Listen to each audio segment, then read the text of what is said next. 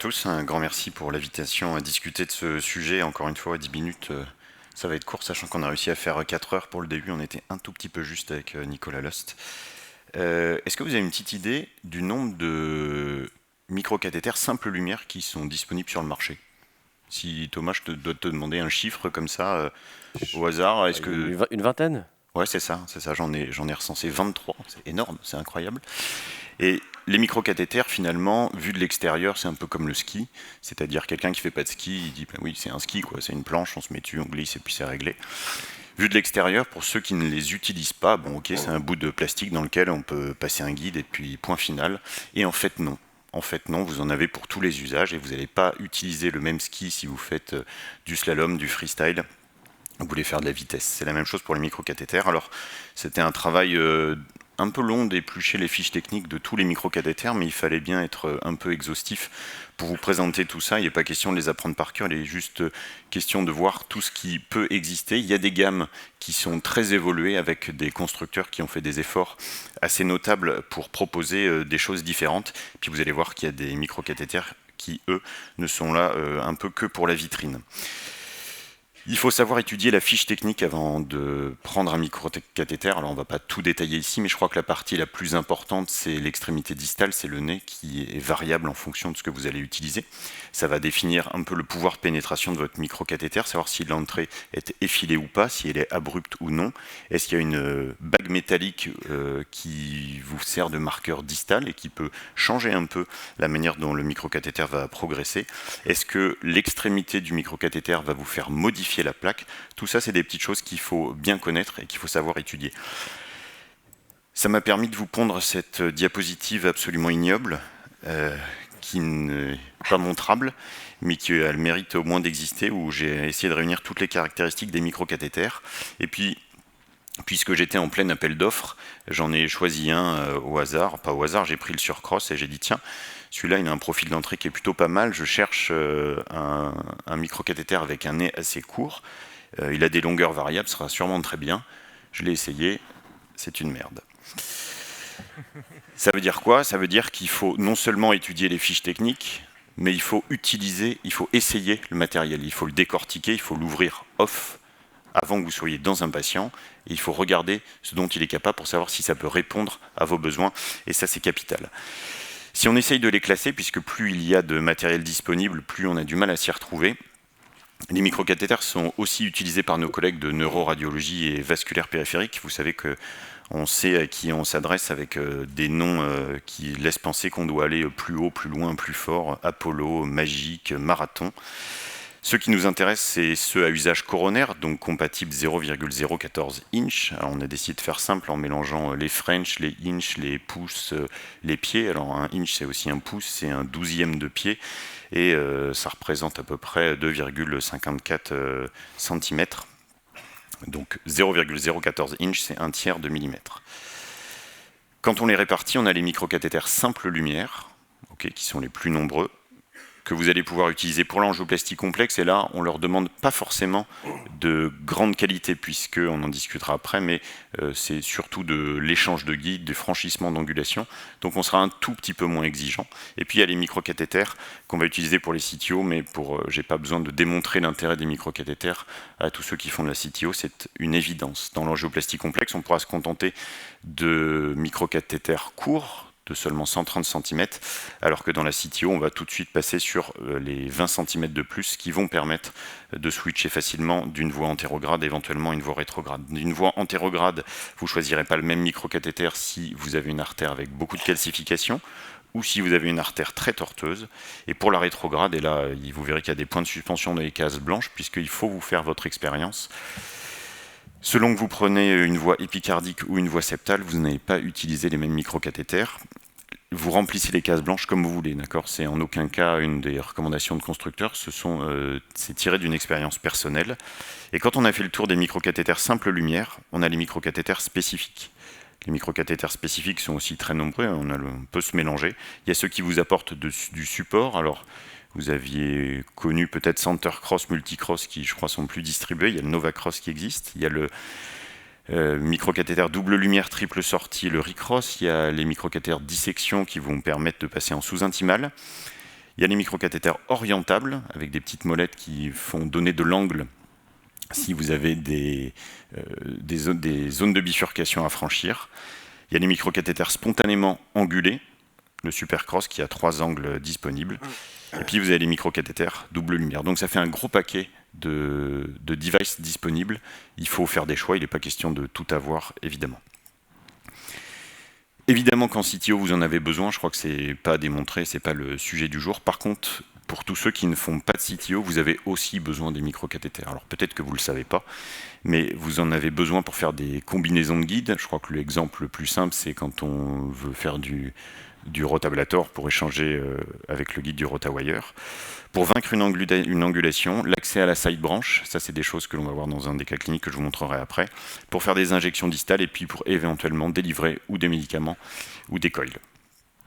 Sur ce premier cas clinique qui date un petit peu, hein, qui m'avait été annoncé comme une CTO de l'IVA, c'était au score 4, elle avait déjà été tentée, et en fait quand on cherche bien la naissance de cette IVA, on voit que finalement c'est un microchenal, ce n'est pas une réelle occlusion, d'ailleurs on a un flux antérograde.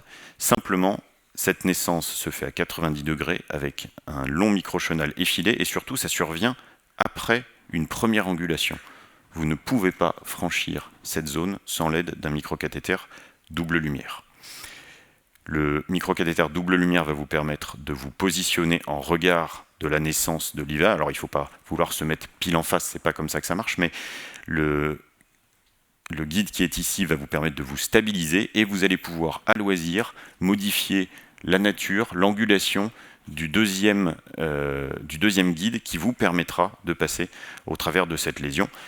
Alors ça ne se fait pas en 3 minutes, sur le papier c'est assez simple, en pratique ça avait demandé une vingtaine de minutes pour trouver la bonne combinaison et le bon positionnement du guide, mais on récupère après une artère qui effectivement il aurait été dommage de laisser au chirurgien.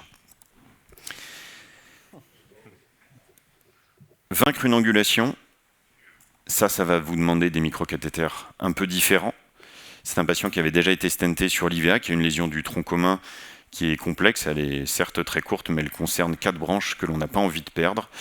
C'est un patient qu'on avait envisagé de faire ponter pour d'autres raisons. Il avait été décidé d'une procédure percutanée,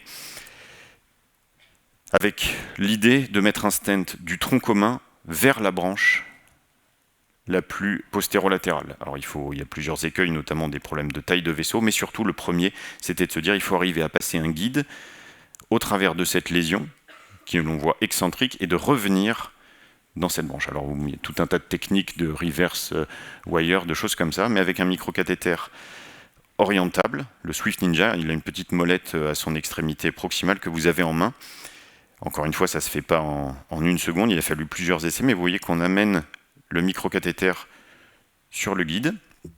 On va retirer le guide, on va actionner la molette qui va faire fléchir l'extrémité distale. On fléchit, on passe le guide, on contrôle, on est dans la branche. Reste à mettre en place le stent, je vous passe les techniques de réouverture successive dans les différentes mailles et les contrôles OCT, ce n'est pas tout à fait le sujet. Troisième cas clinique, quelque chose d'un peu plus complexe. Alors certes, on ne part pas tout à fait de CTO. C'est un patient qui devait avoir une tentative de réouverture de son IVA qui ne s'est pas passée tout à fait comme prévu. Et le patient revient en salle 2 heures après avoir été drainé de son péricarde, parce que vraisemblablement donc il tamponne. Première réinjection, les yeux sont focalisés sur la zone où on a tenté de réouvrir cette IVA en se disant mais pourquoi ça saigne et où ça saigne. C'est important de multiplier les incidences. Laurent nous a montré qu'il fallait savoir aller vite dans ces artères qui saignent. Donc le premier réflexe a été de mettre un ballon dans cette zone-là pour arrêter un éventuel saignement. Et là où vous n'oubliez pas d'être systématique, ça c'est Thierry qui nous l'a rappelé, toujours être systématique et garder son calme. Si vous regardez à droite de l'écran, en fait, c'est pas du tout l'IVA qui a été un peu... qu'on a essayé de réouvrir qui saigne, c'est la branche latérale, c'est la branche circonflexe. Et quand on change d'incidence, on confirme que le saignement se fait ici, sans être bien capable de savoir laquelle de ces branches marginales est responsable du saignement. Et là, encore une fois, puisque vous maîtrisez l'outil du microcathéter, très simplement, vous allez pouvoir faire une petite injection distale de produit de contraste, vérifier que vous êtes bien dans la branche qui saigne et rapidement, pour soulager le patient, mettre en place des coils, occlure cette artère parce que malgré le drainage, l'hémodynamique était un petit peu complexe à gérer. Un autre cas clinique assez complexe et qui nous avait bien occupé, une trifurcation de tronc commun, encore une fois, qui avait fait l'objet de beaucoup de débats entre nous pour savoir la meilleure manière de le traiter. Vous voyez qu'il y a 3 branches à ne pas perdre, et la stratégie qui avait été adoptée était déjà dans un premier temps d'un stent du tronc commun vers l'IVA.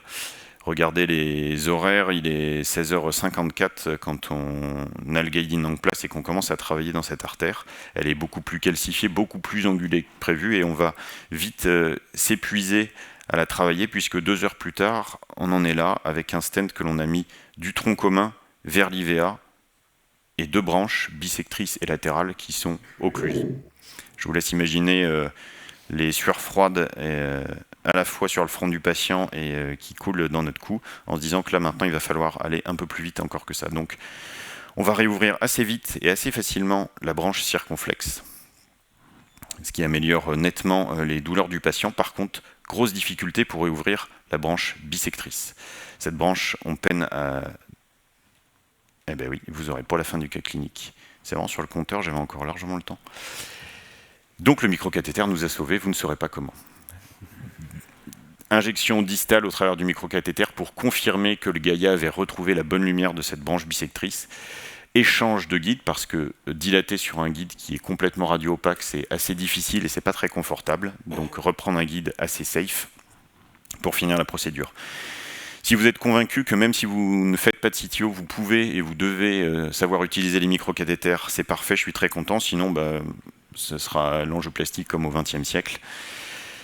À l'époque où les lésions type C avaient une chance de succès plutôt aux alentours de 60%. Si vous êtes convaincu, il faut penser à faire un appel d'offres, parce que ça commence à représenter des montants assez colossaux, et il faut essayer les dispositifs, ça c'est essentiel. Rappelez-vous qu'utiliser des microcathéters, ça n'a de sens que si on connaît bien les guides que l'on va mettre dedans. Il faut se former à leur utilisation parce qu'ils ne fonctionnent pas tous pareil. Parfois, certains peuvent être manipulés en rotation, d'autres seulement en push. Les méthodes de retrait aussi et les compatibilités, Laurent en avait parlé un petit peu.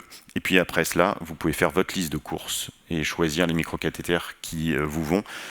Moi j'ai un microcathéter souple de tous les jours, un microcathéter pour les lésions calcifiées, un microcathéter double lumière, et puis il faut avoir en bail-out 1 ou 2 exemples de microcathéters angulés. Tout ça, je parle bien sûr hors CTO. Je vous remercie de votre attention.